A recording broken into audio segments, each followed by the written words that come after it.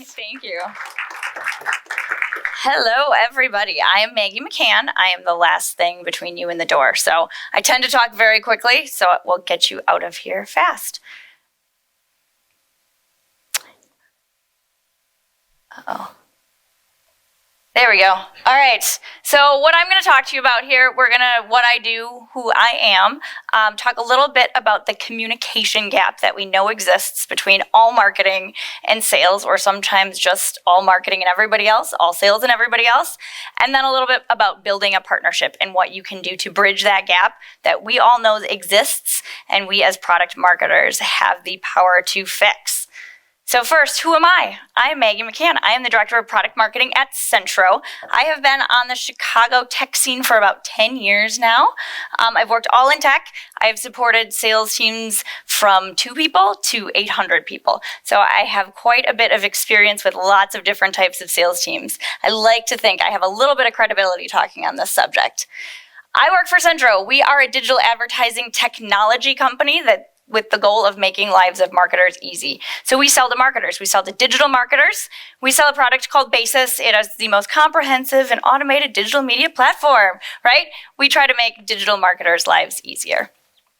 All right, so when we fail to communicate, we fail. This is something I always thought was a famous quote.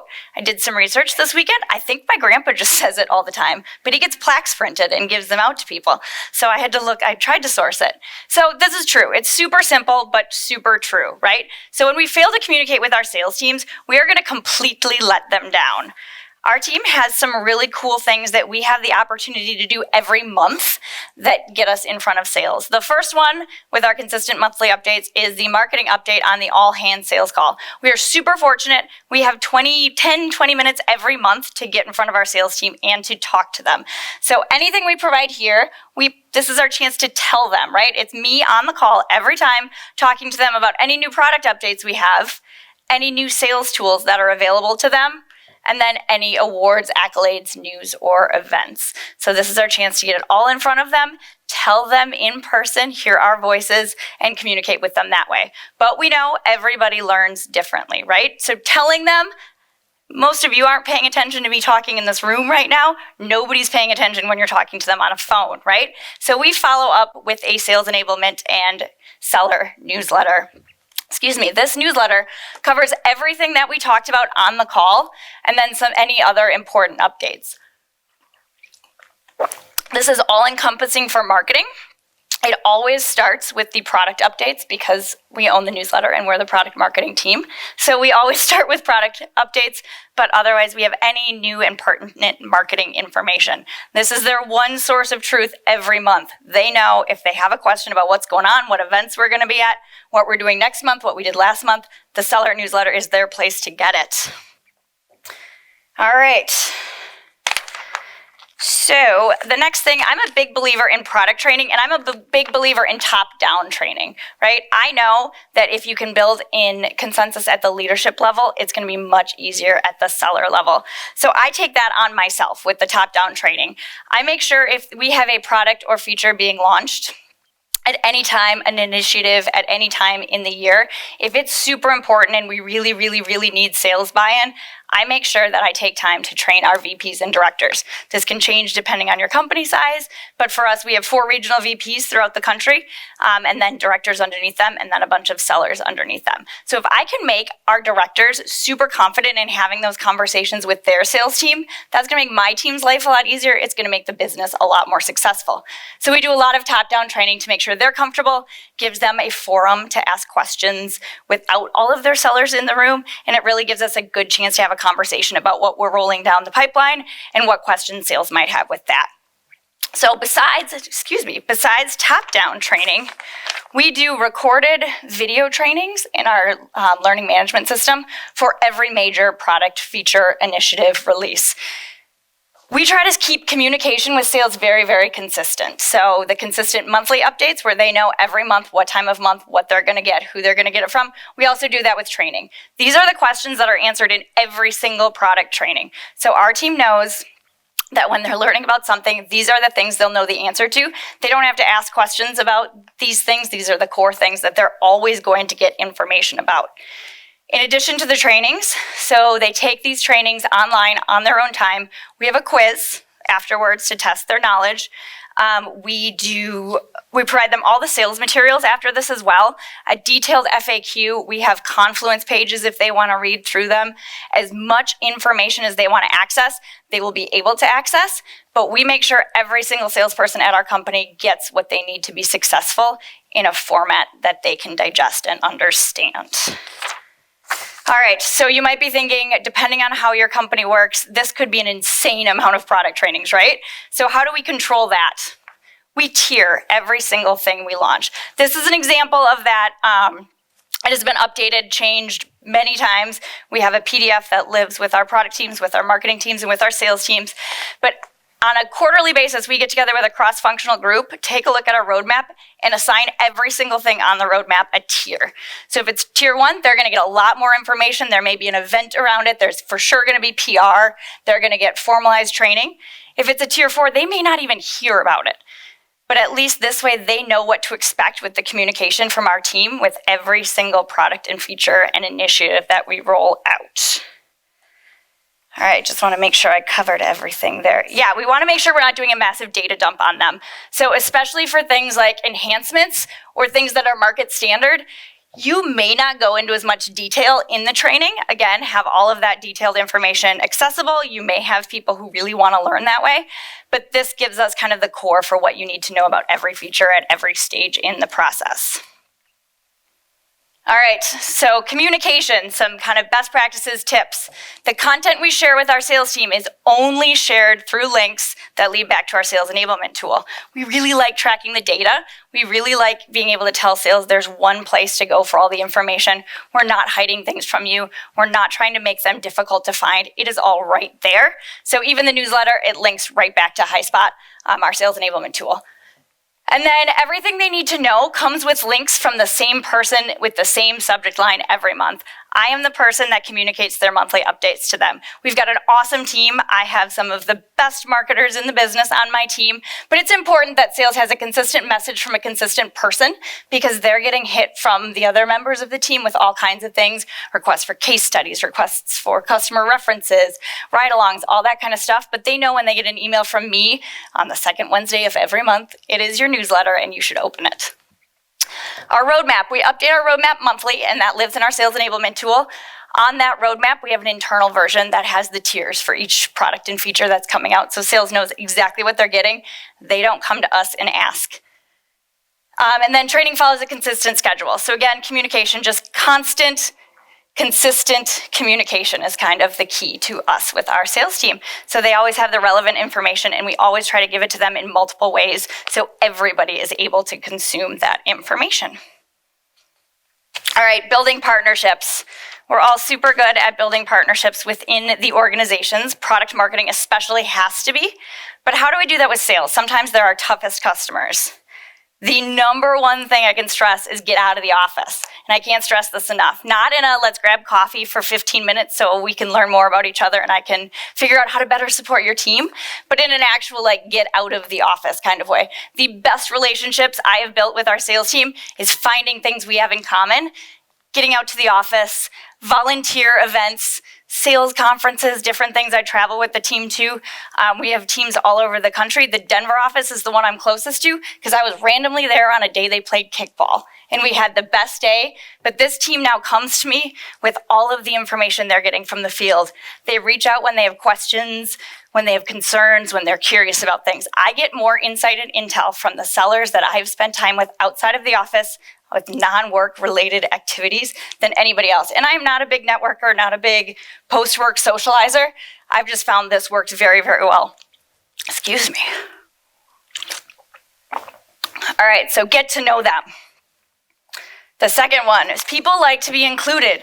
People get excited when they have stake in something, right? One of the really good ways we've done this, and I've done this in various companies, is to create cross-functional teams. When you're launching a product, when you're talking about launching a product, when you're ideating on a product, get people from sales involved in that. We typically have a customer success person, account management, finance, all of the other core groups. at least in my experience, we don't often ask sales, what do you think about this? What do you think the messaging should be from the beginning? These are the people that are out in the field. They have all of that information. They have all of that insight. We don't always listen to them, or we get sick of listening to them, so we move on to the next thing. But these are important things, and they really do have the insight. So getting their buy-in when you're building a product will mean they're super excited about it when it's getting to launch. That means you have an advocate in the field. You have someone at the ground level helping you and really being an ally for this product. Ask for help in building the story. We're doing something right now. We're talking digital TV buying, huge everywhere. We're trying to figure out what our TV story is. We've enlisted 4 different salespeople who've had a lot of success selling TV to come help us build that story. Again, they know what they're talking about. They know what's going on in the market. They know what people are saying. They know what people are asking for. Naming is a third thing that I've had some fun with for getting sales involved. You can do this with any various parts of the organization, depending on your corporate culture and how formal it is. But especially for internal projects, let groups name them.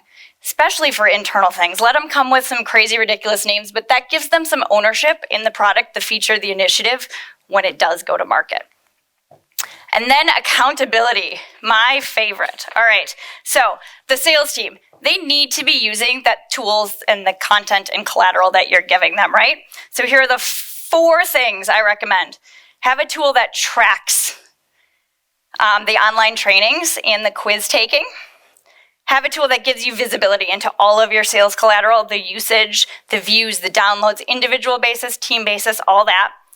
Track the emails that are sent in your communications, who's on the calls, all that good stuff. And then track your demo sites. See which sales members, if you have sales teams that do demos, which sales members are logging in, how long those demos are taking, all that good data. So hold sales accountable, but use that data for good, right? Not just to hold sales accountable. If you have collateral in there that's never been touched, you're not doing something right. So take a look at what your side of the house is doing on marketing and adjust. So use that data for that. You know, if you have collateral that is the most highly downloaded for one product, probably a good idea, obviously, to create that for another product. Always provide them updates. So going back to the building relationships, people are going to start coming to you. People are going to ask you questions. People are going to give you suggestions. They'll stop that really fast if you say, oh, yeah, and then never follow up with them about anything. So they need to know you're listening, they actually listening, and that you value their feedback. So provide them updates. Even if that means something's not going to happen, tell them why. Tell them what else was prioritized. They'll appreciate it. And deliver what you promise. This goes back to our communication and my big need for consistency with that. Our sales team knows when we're launching something new exactly what that means, exactly what the cadence for timing is, exactly when they're going to be trained, and exactly what collateral they're going to get. So really delivering what we promise, that has built trust, built relationships with us, and we expect them to deliver what they promise as well. If you're a salesperson that is taking all the trainings, understanding everything, providing us market feedback, you should be successful, and we will vocalize that throughout the company and become your biggest champion as well. All right. Just a couple key takeaways. So one place for everybody to look for anything for communication. That's our sales enablement content management tool. One place for them to reference everything new. That's our seller newsletter. They know every month this is where everything that's new goes and lives. Create habits and consistency. That goes into everything. Tiering, they know exactly what they're getting with each product feature for each release. Get to know them, keep it informal. Out of the office is always good. Give them ownership of things. People get excited. People will fight for things when they feel a part of them. Keep your team accountable and consistent. When sales asks for something, deliver it. My team uses Microsoft Planner. We have all kinds of planner boards. It's very similar to Trello. You can move things around. But that's how we know where prioritization is. It's company facing. If a salesperson wanted to log in and see what my team's working on, they absolutely can. And then gather the data and report it. Report on it. Report on what sales might need some help with, some pushing in the right direction, what may or may not be working on that end, but also what may or may not be working on your end. And highlight the people doing what you want them to be doing. If you have some awesome salespeople on your team, shout it from the rooftops. Salespeople shockingly like recognition. So the more they hear their name, the more they'll want to be up on that leaderboard, the more they'll want to be in your sites, and the more successful everybody will be. And that's all I have. Flying. Thank you, Maggie. Yeah. Any questions for Maggie? Everybody ready to go home? Oh, Hey Maggie, I have a question. Obviously, you're running a fairly advanced product marketing organization. What's success look like? Yeah, so I think I've been at Centro for about a year and a half. We had product marketing before I existed. It was split into kind of two different functions. So when I came into Centro, I took over the whole team as a cohesive thing. And I think back to, I think, 2 presentations ago, right before break, when she was talking about measuring sales confidence KPIs. Right now, for my team, that's number 1, because when we came in, we were at about 12% sales confidence. I had a sales VP tell me, "You're super nice. I'm really excited to work with you, but we're not going to work together. Marketing's never really benefited us." And that guy's my biggest champion at the company today. So I really think making sure sales, we measure if sales knows where to find things, their confidence, and then the quizzes and stuff we back up with additional training to make sure it's been retained. But thank you for saying we're a sophisticated product marketing organization. That's very. I thought I saw another hand. Yeah. Yeah, I wonder if you had any recommendation or insight about accountability or your advice, based on you guys go to revenue, shared revenue. Yeah. Shared metrics. It's a lot of that. So one of our big goals, so for those of you who don't know anything about Centro, we operated as basically an agency for the last 18 years, and in the last year and a half, we've launched a technology. So we're a marketing agency making a huge shift into being a SaaS company. So we have a sales team and a whole organization doing that. So this year, accountability started with metrics, like increasing customer spend with our software, decreasing the sales cycle, kind of very simple metrics that we're accomplishing. And then we want to get into increased revenue and that kind of stuff for 2020. Yes.